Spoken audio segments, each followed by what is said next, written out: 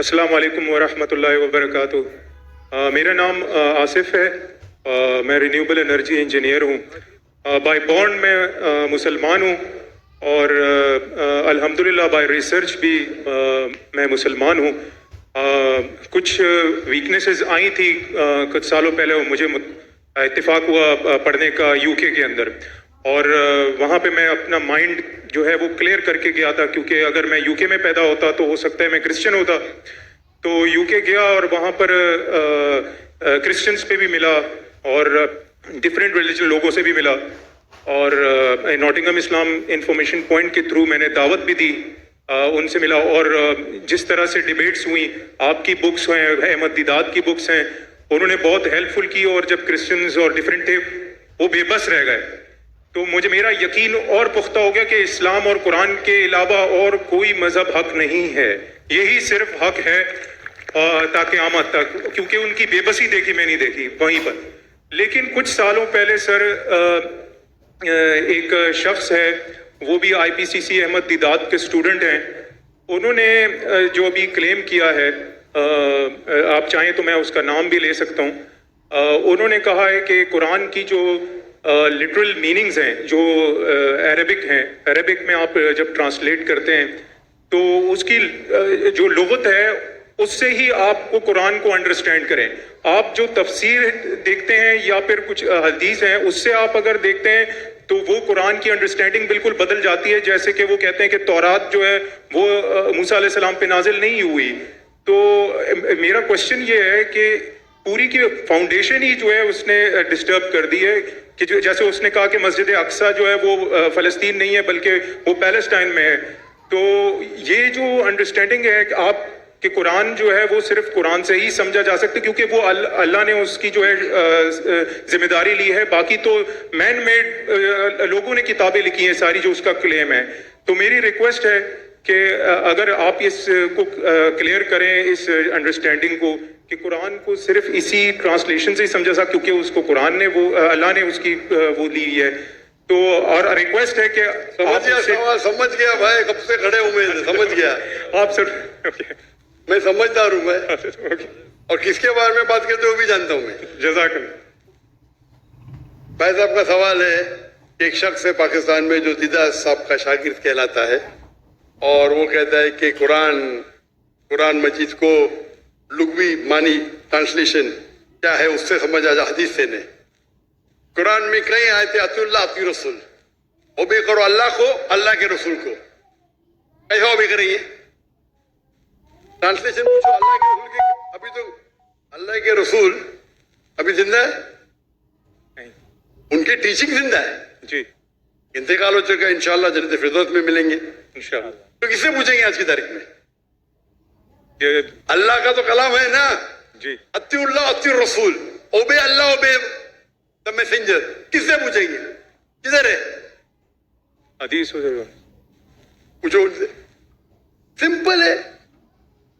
कोई भी अगर कुरान का बेस्ट कमेंट्री कुरान खुद है और अल्लाह के रसूल की हदीस, दो चीज, कुरान खुद और अल्लाह के रसूल की, ये बेसिक है।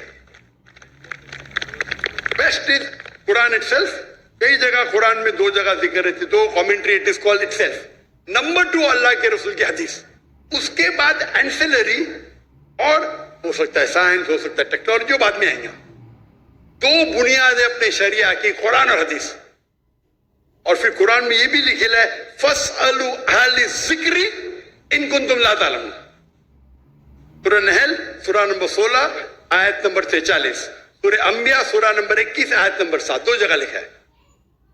उससे पूछो जो एक्सपर्ट है। कुरान में सारे प्रॉब्लम का, एक जन ने पूछा खाना कैसा पकाना लिखेला है, मैं बोला हाँ लिखेला है, क्या लिखेला है? कुक से पूछो ना, कुक एक्सपर्ट है ना। फसलू अहले ज़िक्री इन कुंतुम ला तालमून, वो बावर्ची से पूछो बताएंगे ना खाना लिखेला है। तो कुरान टेलीग्राफिक बुक है, तो बावर्ची से भी पूछ सकते हैं आप अगर आप खाना पकाना जानते, बराबर ना जी। तो कुरान के अंदर गाइडलाइंस दी गई। Best is Quran itself, number 2 सही हदीस। एंड एंसिलरी भी हो सकता है, मिसाल के तौर पे आप एक्सपर्ट से पूछ रहे, आप साइंस का पूछ रहे। अगर اگر آپ لغا سے کچھ ملتا ہے آپ کو جی. تو ایک ہوتا ہے کہ قرآن کی تفسیر تھرو قرآن، نمبر 1. ایک قرآن کی تفسیر تھرو حدیث، نمبر 2. قرآن کی تفسیر تھرو لغا بھی ہے. اگر آپ کو کچھ لغوی معنی ملتی ہے اور اگر وہ دوسرے کوئی قرآن کے آیت سے نہیں ٹکراتی ہے اور صحیح حدیث سے نہیں ٹکراتی تو آپ اس کا استعمال کر سکتے ہیں. سمجھے سمجھے نا؟ جی جی. کیونکہ کئی بار ایک عربی لفظ کے 3 معنی 4 معنی ہوتے ہیں. تو پہلے آپ کو تحقیق کرنے پڑے گا اس کے بارے میں قرآن میں اور کہاں لکھا گیا ہے. مل گیا حدیث سے مل گیا. پھر لغا دیکھو، اچھا یہ قرآن میں 4 معنی ہے، یہ 2 قرآن سے ملتے حدیث سے ملتے، باقی 2 نہیں ملتے، باقی 2 کو نکال دو. آپ سمجھے؟ جی. لیکن اگر نہیں ٹکراتی ہے تو آپ استعمال کر سکتے ہیں. اگر جی نہیں. قرآن اور صحیح حدیث سے نہیں ٹکراتی ہے، جی اگر آرڈر رہتا ہے، دس آرڈر نمبر 1 اس قرآن، پھر حدیث ہے، پھر بعد میں اپنا آپ کا لاجک ہے. لاجک اوپر نہیں آتا ہے، لاجک نیچے، عرف ہے، کسٹمز ہے. تو فقہ کے اندر اصول ہے. یہ اصول کے ڈفرنس ہونے کی وجہ سے تھوڑا اختلاف ہے، اس کے اوپر بھی میں ڈیٹیل میں جاؤں گا نہیں. جی. لیکن لغا کا امپورٹنس ہے، ٹاپ پہ نہیں ہے،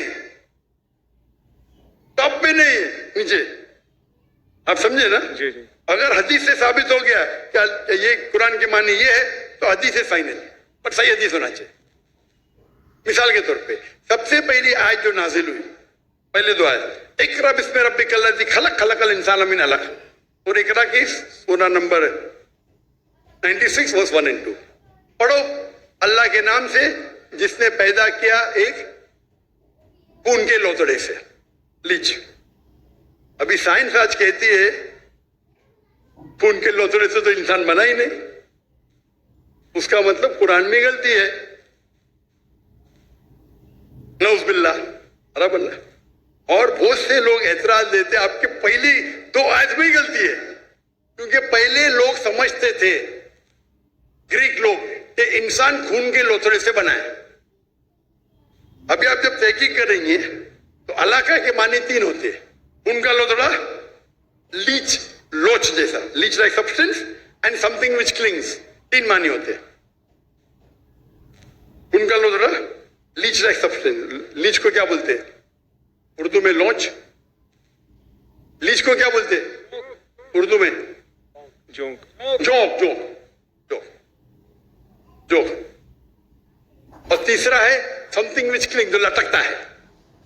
تو کیت مور کے پاس جب گئے تھے اور یہ تینوں معنی دکھائے، کیت مور ایک کرسچن تھا، 1991 میں 1922 میں گئے تھے ان کے پاس. وہ دنیا کا بیسٹ ایمبریولوجسٹ تھا. لکھے گے ترجمہ. ہماری سائنس کو پتا ہی نہیں کہ ایمبریو مطلب جب بچہ ماں کے پیٹ میں جب شروع میں پیدا ہوتا ہے اسے کہتے ہیں ایمبریو. ہماری سائنس تو کہتی نہیں کہ وہ چونک کے جیسا لگتا ہے. وہ مائکروسکوپ میں گیا، چونک ہو گیا، ارے ہاں صحیح ہے بھائی، یہ جوک لگتا ہے. تو اس میں معنی کون سی ہے؟ ابھی علاقہ کی کیا معنی ہے؟ جوک. سمجھ گئے؟ بعد میں اس سے پوچھے باقی کے بارے میں کیا ہے؟ نہیں بھائی، بچہ لٹکتا بھی ہے تو دونوں صحیح ہے. بچہ جب ماں کے پیٹ میں رہتا ہے، ووم میں رہتا ہے، تو بچہ لٹکتا ہے تھرو دا امبلیکل کارڈ. امبلیکل کارڈ کے تھرو لٹکتا ہے. برابر، دونوں صحیح ہے. اور ریسرچ کرے پتا چلا کہ دکھنے کے اندر بچہ شروع میں خون کا لوتڑا دکھتا ہے تو وہ بھی صحیح ہے. خون کے لوتڑے سے نہیں بنا لیکن خون کے لوتڑے جیسا لگتا ہے. تو قرآن کی جو آیت ہے اقرا بسم ربک الذی خلق، خلق الانسان من علق، علاقہ کے معنی خون کا لوتڑا، چونک اور لٹکنا، تینوں صحیح ہے.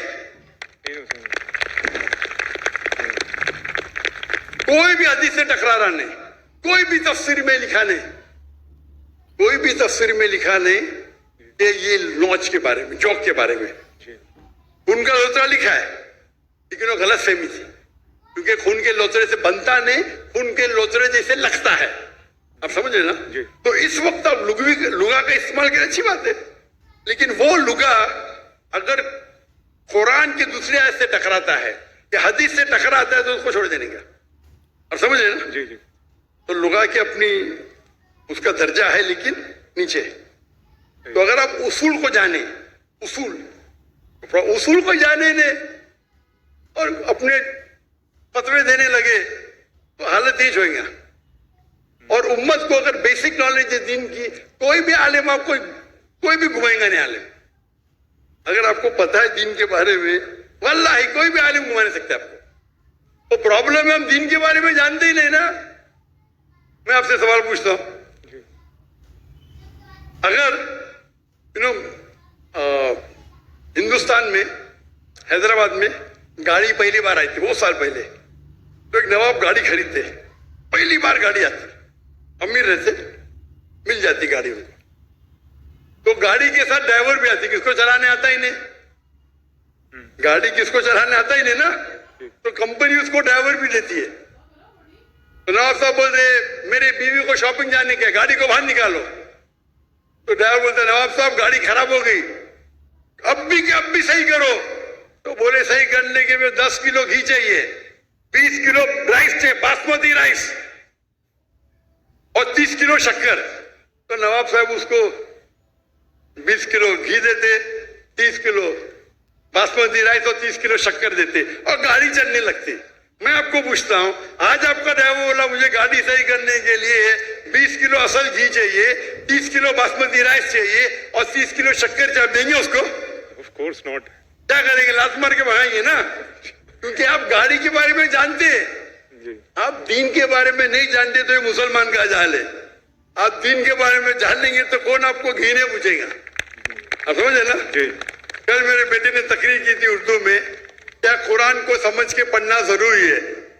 ہو سکتا ہے کہ یہ ایگزامپل انہیں دیا ہوگا کل کی تقریر میں, دیے نا ماشاء اللہ آپ سے. تو وہ پرابلم ہے. ہم اگر دین کے بارے, اگر کوئی ایک دم پیچیدہ سوال ہے فقہ کا, تو جا کے پوچھو. یہ بیسک کیا پوچھنے کا, ہمارا فرض ہے. اگر کوئی فقہ کے بارے میں تو جاؤ مولانا کے پاس, اچھی بات ہے. یہ بیسک چیز کے بارے میں کیا, آپ سمجھ رہے نا.